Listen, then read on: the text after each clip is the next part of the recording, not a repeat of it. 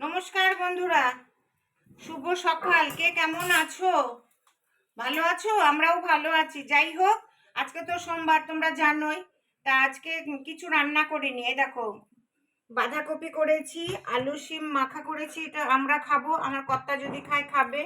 ডাল হয়ে গেছে, তরকারি, আর এই যে আমার কর্তার ছোট ছোট পরোটা করে দিয়েছি। তরকারি, মিষ্টি, বাঁধাকপির তরকারি, আর এই যে লঙ্কা, কত্তার কাঁচা লঙ্কা। আর এখানে একটু সেদিন হালুয়া করেছিলাম গাজরের, একটু রয়েছে, যদি খায় তো খাবে।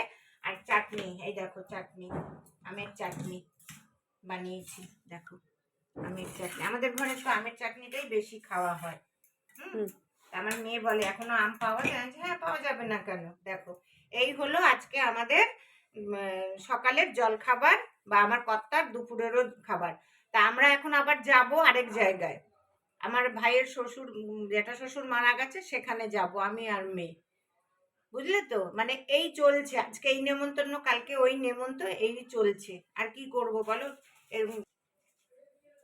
তা কালকে আবার রাত্রে বড় ভাইয়ের বউ বিরিয়ানি খেতে চেয়েছে বড় মামির কাছে, আবার সেই দুজনের জন্য বিরিয়ানি পাঠিয়ে দিয়েছে।